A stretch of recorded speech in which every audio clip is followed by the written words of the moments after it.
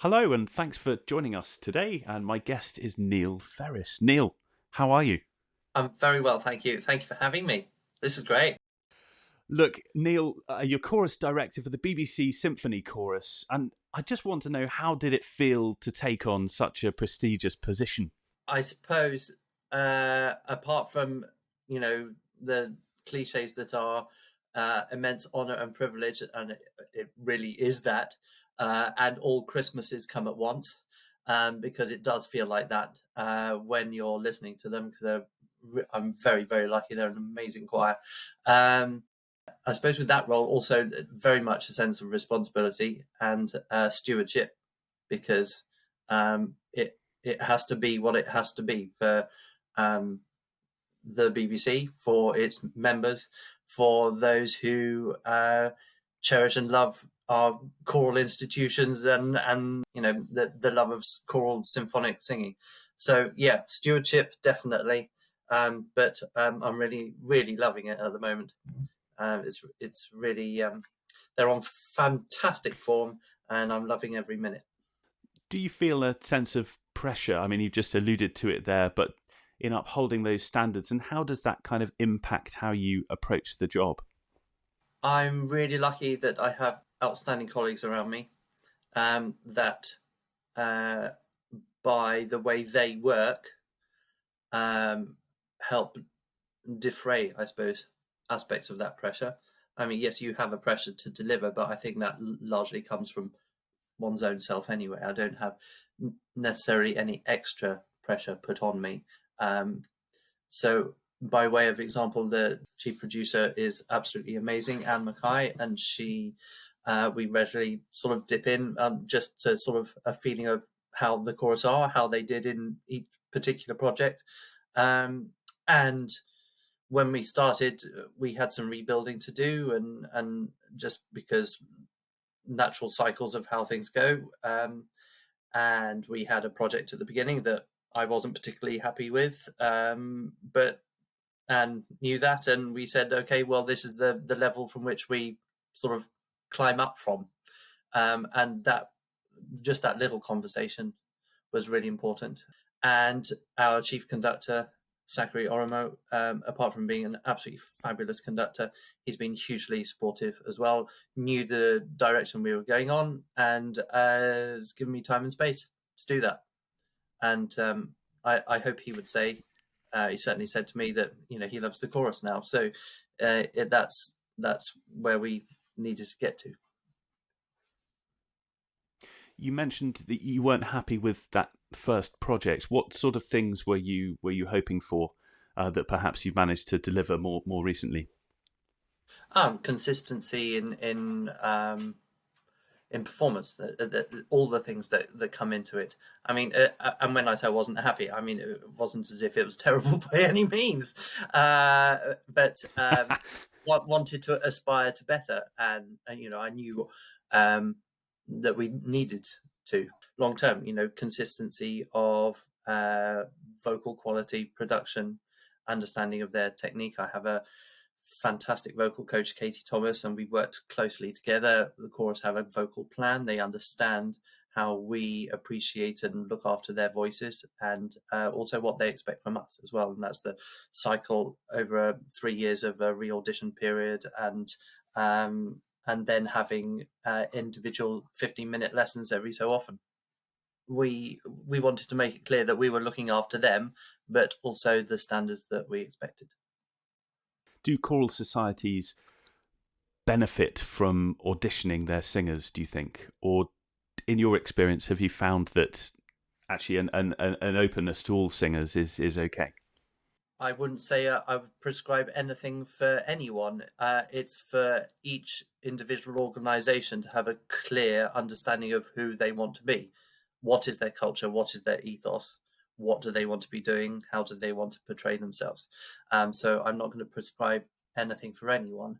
The most important thing is clarity. I run a fabulously fabulously run choral society, Wimbledon Choral Society. I'm their music director. Really strong, positive, professional committee, and we do re-auditions, but the re-auditions are, for me, a chance to have an individual conversation with everybody in the choir. It's a choir of 180. Don't get to talk to every single person at every rehearsal. So it's a chance for me to check in. And a lot of the culture that we've fostered is that an encouragement. No, I don't expect them to have singing lessons, but I find myself saying quite often, do you know what? You have a really lovely voice. When your family and friends ask you what you want for Christmas or birthday, why not a couple of vocal lessons? Why not ask for that? If you are, scrabbling about thinking for what you might want, because it's worth investing in your voice. You enjoy singing, so it's worth making that investment. And that's not committing them to a weekly one. Some of them have gone on to do weekly rehearsals, but some of them really benefited from just a couple of vocal lessons that have given them a really good couple of technical ideas. And then as a result, your whole choir gets better. So re-auditions was your main question. I would say it's really important to build trust, clarity, and I know that now I've done various rounds of re-auditions, that it's a positive process. Of course, everybody comes in scared because you join a choir to sing with lots of people, but and therefore not by yourself, and certainly not to a music director who is sitting behind a desk. But I know it's a positive experience. I'm very, very, very conscious of an appreciative atmosphere for what they're doing, and giving them ideas rather than them feeling like they're having an examination of what they're doing. A couple of months back, I had conductor Sam Evans on this channel. And one of the quotes that sort of stood out to me, I don't know if you've seen this, but was, "Getting told off by an angry man is what some people consider to be the gold standard of choral singing," and it seemed to resonate with the Twitter sphere. And I just want to, in your opinion, do choirs sometimes need a telling off? A challenge, yes. A telling off, no. Challenge, yes. But again, if you come from the point of view of what do they need, rather than it being a reaction that you can't control, why is it how it is? What do I need to fix it? What do they need me to do for them to fix something? And then, so there's that specific moment, and then there's all the other factors that you have to build in, an understanding of where they might be in their week, where they might be in, they're exhausted. Maybe 2/3 of the choir have had a really, really bad day at work one week, and maybe only 10% the next week. Concentration levels. You rehearse week to week, so you can't expect a first run through of something that you even rehearsed last week to be where it was last week, because they've had life in between. We've all had life in between. So if you start with a point of view of empathy, but also saying, okay, what do I need to do for them? Rather it being an antagonistic thing. You haven't done this thing for me. Like with anything in life, we need to be challenged at the right time, but challenging is different to telling off. And I hope you don't mind me splitting it like that, but that's my way of thinking on it. And when I've taught as well, I start with the point of view of understand why it might have gone wrong first. And do you think your mindset shifts when you're moving from paid to volunteer singers, and how are those two groups different? That's a very interesting question, and it sounds like I haven't thought about it. I don't know if I necessarily. That's probably good sometimes. I don't. I approach it from the point of view of its music making. I mean, you possibly expect different results, or results at different speed, but that's part of the sort of whole mindset or empathy, or what am I expecting to hear back right now? I don't approach it in a different way. I am me. I think some, economies of scale. So when I'm working with professionals, I'm working with a smaller number, so it can feel a little bit more collaborative or collegial or something like that. And you are slightly different in your persona when you're in front of 16 as opposed to 160, because you just have to sort of project yourself a bit more. So I suppose I'm a greater extension of who I am in front of a large group of people. I think that is an exceptional answer, because it allays concerns that as conductors we're sort of playing a role, and I think that's very good. You're saying that you are essentially yourself, or more of yourself, when you're working with a bigger group, which I think is a great answer. I have to confess, it's not a question I considered either, but I thought it was an interesting one. Look, it's difficult making a living in London as a musician, as a conductor, as an instrumentalist, and I wanted to ask whether you had any particular advice about a recent graduate wanting to make a living in London. I mean, look after the basics. Be the person who is always there on time. Be the person who is adaptable and flexible. Be prepared to do that. I mean, when I say adaptable and flexible, but not to the extent that you're being taken advantage of, and know where. Be very clear in your mind where that line is as well. But look after the basics that are all the controllables, because people will come back to you if you present yourself well. And to not be afraid of making a mistake. I think that's also important, that you're comfortable enough in yourself that everything is a process. And carry on your own personal development. Look after your own personal development. I mean, CPD. Always refresh your knowledge. You've got so much knowledge. I think the hardest thing for me when I'd finished my master's, was that, I had a master's in choral conducting, and that to a certain extent I put the pressure on myself that, okay, therefore I just had to get on and do it. And I was lucky that people gave me opportunities to do that, or, choirs took me on. But it was so vital at that point that I carried on doing some CPD and just being open to ideas, being enthused and inspired.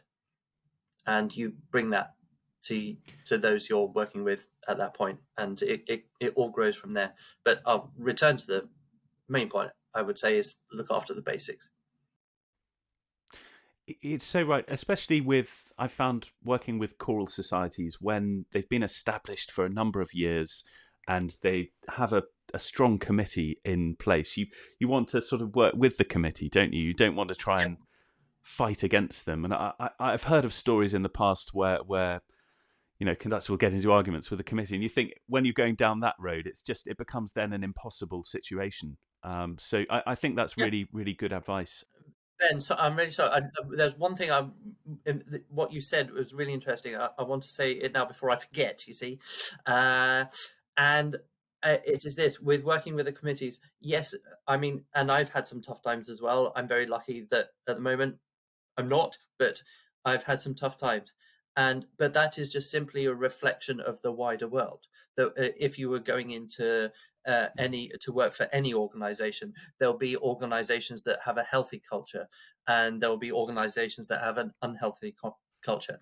So rather than think of it as having to work with a committee and these things can be terrible, that is simply a reflection of the wider working world. And be ready to think that I am at work here, and that helps you. That thing I made about not being taken advantage of, that helps you calibrate that it's your working environment, and it's tough at 23, 4, 5, 6, whatever, to be to make that distinction, because you want to be keen, you want to get things done, but it's important that you have that mindset that you are in a place of work when you are working with a choir committee, and it is a reflection of the wider working world. You're so right. In in university and conservatoires in training, it's so easy, isn't it, to get a group of singers or players. Oh, come on, let's just get together. Let's sing through this. Let's bash through this, and then you come out into the real world, and you can't just sort of do things at the drop of a hat, can you? The amount of planning and admin, and I think these are the skills that aren't really talked about or taught. The sort of behind the scenes things. And I just, are you somebody who counts yourself as organised? I was asked this the other day in an interview, and are you an organised person? And I just thought, what an awful when you freeze and you have to say no. Do you consider yourself to be quite organised? Do you think? Organised enough? Yeah, I mean, to get by. You're the second conductor that said that. Brilliant. okay, there you are. I mean, you have to be, in some ways, you have to be incredibly organised. I mean, because of the what we have to deliver. I mean, you have to be incredibly organised within a tiny amount of space of time, like in chorus mastering. You have to be incredibly organised because when you're working with a conductor, when you're at those piano rehearsals or the orchestral rehearsals, you have to really, at a moment, decide what your priorities really are, because you might get a chance to say something, you might not get a chance to say something. You are trying to listen to whether their manner, whether they're going to pause for a moment so you can say something, or whether they're in a mode that you can tell with the timing that they just need to get on with the things, and so you're making things to do with being organized in a microcosm like that. But and you have to be organized in terms of rehearsal process, making sure everything is covered, make sure everything is rehearsed enough. So there's so many things that I think we don't necessarily think about, how organized we have to be, and you have to do those things. Then the other things are organized to do with your diary or your administration and things like that. Well, I think to be successful, you do have to, you have to be organized enough so that you are working with your colleagues and you answer their questions and queries. And so you do have to be organized. It can feel chaotic at sometimes. Yeah, sure. And occasional little things might drop.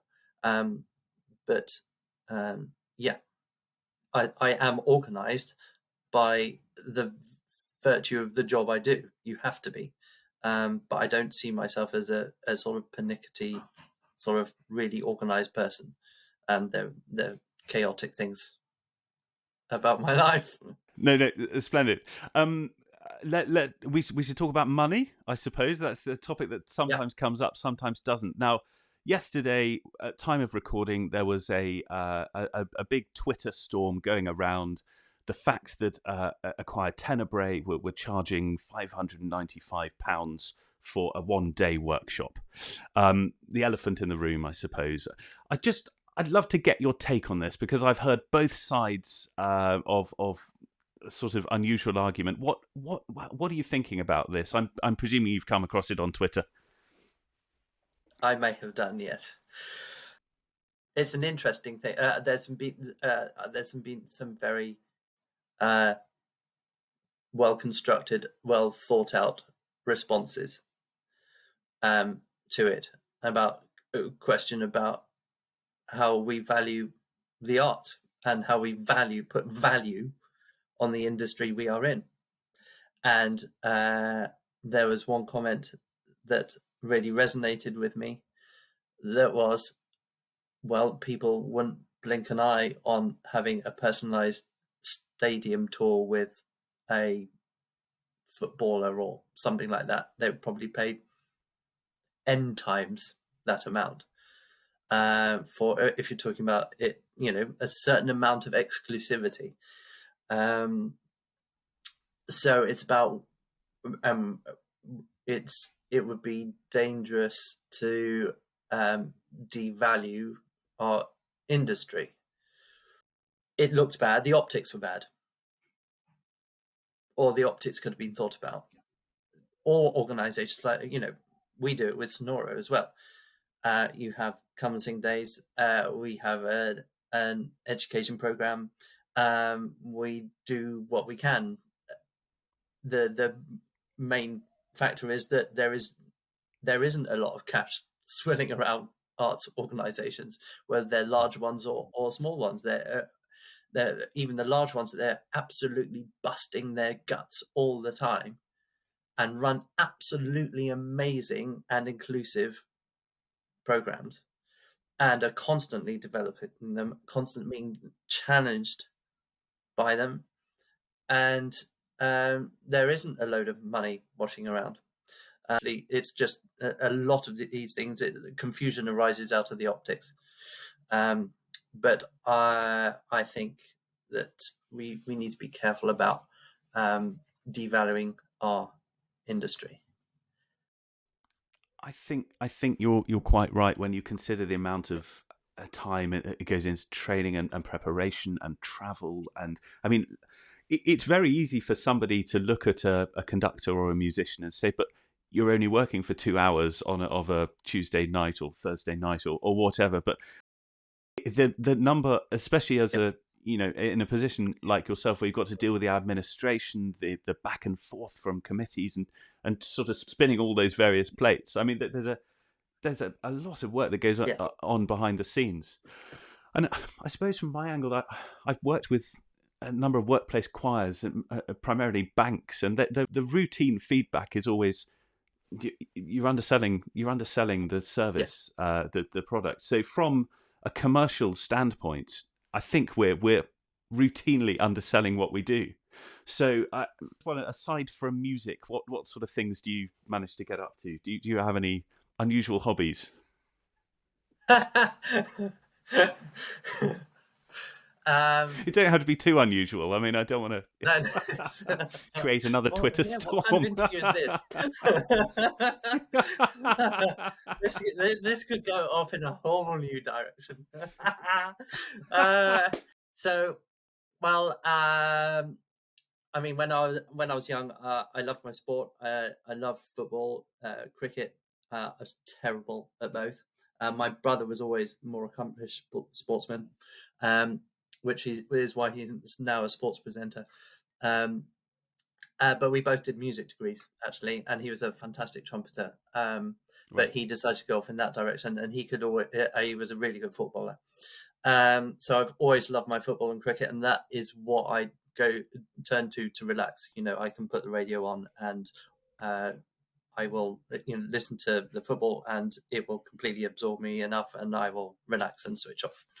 And I've just recently started enjoying taking my now 12-year-old daughter I took her to the Women's Euros last summer. I've taken her to a couple of Brentford matches just up the road at the new stadium, which is very smart.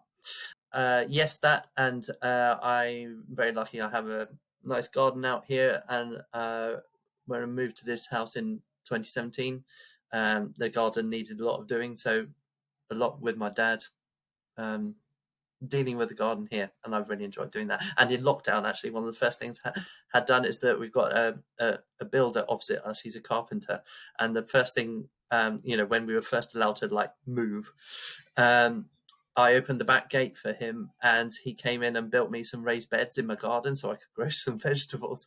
And so that was one of my lockdown projects. And I mean, in terms of what we were all talking about, mental health at that time, I was very lucky. I had something to focus on, and I grew my veg in the back garden. Neil Ferris, self-sufficient. we need not quite nothing a good more. life. Definitely not self-sufficient. I can't live off 2 tomatoes a week. Neil, it's been an absolute pleasure. As ever, if you've made it to the end, congratulations. Do give us a like. And you can support us on the Patreon channel at patreon.com/Knightsbridge. Neil Ferris, an absolute pleasure. Thanks very much. Thanks, Ben.